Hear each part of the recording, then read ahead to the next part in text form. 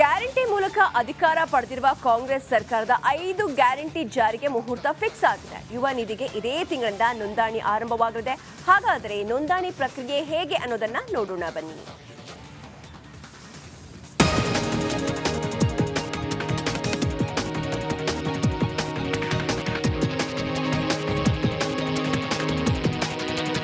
ರಾಜ್ಯದಲ್ಲಿ ಕಾಂಗ್ರೆಸ್ ಘೋಷಿಸಿದ ಗ್ಯಾರಂಟಿಗಳ ಪೈಕಿ ಶಕ್ತಿ ಯೋಜನೆ, ಅನ್ನಭಾಗ್ಯ, ಗೃಹಲಕ್ಷ್ಮಿ, ಗೃಹಜ್ಯೋತಿ ಗ್ಯಾರಂಟಿ ಯಶಸ್ವಿಯಾಗಿದೆ. ಇನ್ನುಳಿದ 5ನೇ ಗ್ಯಾರಂಟಿ ಯುವ ನಿಧಿ ಜಾರಿ ಯಾವಾಗ ಅಂತ ಬಹುತೇಕ ಮಂದಿ ಕಾಯ್ತಿದ್ರು. ಆದ್ರೆ ಇವತ್ತು ಯುವ ನಿಧಿ ಘೋಷಣೆಗೆ ಮುಹೂರ್ತ ಫಿಕ್ಸ್ ಆಗಿದೆ. ಇದೇ ತಿಂಗಳು 26ರಿಂದ ನೋಂದಣಿ ಪ್ರಕ್ರಿಯೆ ಆರಂಭವಾಗಲಿದೆ ಅಂತ ಸಚಿವ ಶರಣಪ್ರಕಾಶ್ ಪಾಟೀಲ್ ಹೇಳಿದ್ದಾರೆ.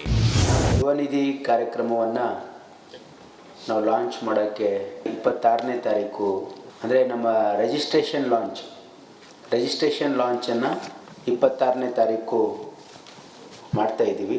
12 ಜನವರಿ ವಿವೇಕಾನಂದ ಜಯಂತಿ ದಿವಸ ನಾವು DBT ಡೈರೆಕ್ಟ್ ಅವರಿಗೆ ಅಕೌಂಟಿಗೆ ಟ್ರಾನ್ಸ್ಫರ್ ಮಾಡೋದಕ್ಕೆ ಅದು ಲಾಂಚು ಶಿವಮೊಗ್ಗದಲ್ಲಿ 12ನೇ ತಾರೀಕು ನಾವು ಅದನ್ನು ಲಾಂಚ್ ಮಾಡ್ತಾ ಇದ್ದೀವಿ.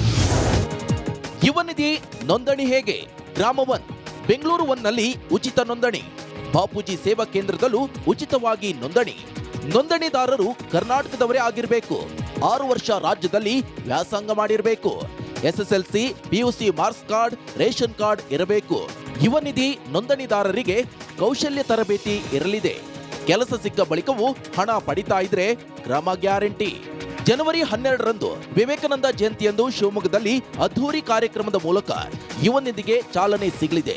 ಶಿವಮೊಗ್ಗದಲ್ಲಿ DBT ಮೂಲಕ ಹಣ ವರ್ಗಾವಣೆ ಕಾರ್ಯಕ್ರಮ ನಡೆಯಲಿದ್ದು, ಫಲಾನುಭವಿಗಳು ಸೆಲ್ಫ್ ಡಿಕ್ಲರೇಷನ್ ಮಾಡಿಕೊಳ್ಳಬೇಕು.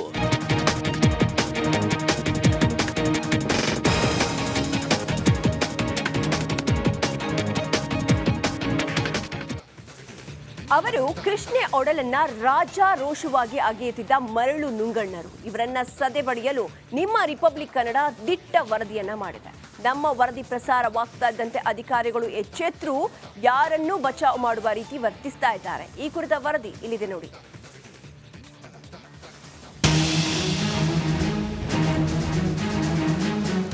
ದಂಧೆಕೋರರನ್ನ ಮಟ್ಟ ಹಾಕಲು ದಿಟ್ಟ ಹೆಜ್ಜೆ ಇಟ್ಟಿರುವ ನಿಮ್ಮ ರಿಪಬ್ಲಿಕ್ ಕನ್ನಡ ಯಾವುದೇ ಭಯವಿಲ್ಲದೆ ವರದಿಗಾರಿಕೆ ಮಾಡ್ತಾ ಇದೆ. ಅದರಂತೆ ಯಾದಗಿರಿಯ ಕೃಷ್ಣೆ ಒಡಲನ್ನ ಬಗೆದು ಅಕ್ರಮ ಮರಳು ದಂಧೆ ಬಗ್ಗೆ ವರದಿ ಮಾಡಿತ್ತು. ಟಿಪ್ಪರ್ಗಳಲ್ಲಿ ಲೋಡ್ ಗಟ್ಟಲೆ ಮರಳು ದಂಧೆ ನಡೆಸ್ತಾ ಇದ್ದಿದ್ದನ್ನ ಪ್ರತ್ಯಕ್ಷ ವರದಿ ಮಾಡಿತ್ತು. ನೇರವಾಗಿ ಅಲ್ಲಿನ ಶಾಸಕರಿಗೆ ತರಾಟೆ ತೆಗೆದುಕೊಂಡಿತ್ತು.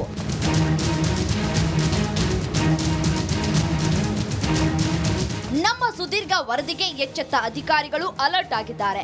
ಯಾದಗಿರಿಯ ಮರಳು ದಂಧೆಕೋರರಾದ ಸುನೀಲ್, ಮಾರುತಿ ಅನ್ನೋರ ವಿರುದ್ಧ ಕೇಸ್ ದಾಖಲಾಗಿದೆ. ಆದ್ರೆ ಯಾವ ಕಾಟಾಚಾರಕ್ಕೆ ಕೇಸ್ ದಾಖಲು ಮಾಡ್ತಾ ಇದ್ದಾರೆ ಅನ್ನೋದೇ ಪ್ರಶ್ನೆಯಾಗಿದೆ.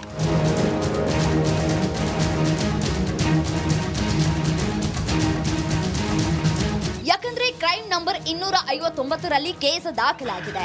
ಅಂದ್ರೆ Karnataka minor mineral consistent rule 1994 act ಮತ್ತು ಕಳ್ಳತನ ಆರೋಪದ ಅಡಿ ಕೇಸ್ ದಾಖಲಾಗಿದೆ. ಆದ್ರೆ ಅಕ್ರಮ ಮರಳುಗಾರಿಕೆ ನಡೀತಾ ಇದ್ರೆ ಸಾಮಾನ್ಯವಾಗಿ ಅಕ್ರಮ ಮರಳುಗಾರಿಕೆ ಕೇಸ್ ಹಾಕಲಾಗುತ್ತೆ. ಆದ್ರೆ ಈ FIR ನಲ್ಲಿ ಕೇವಲ ಕಳ್ಳತನ ಕೇಸ್ ಹಾಕಲಾಗಿದೆ.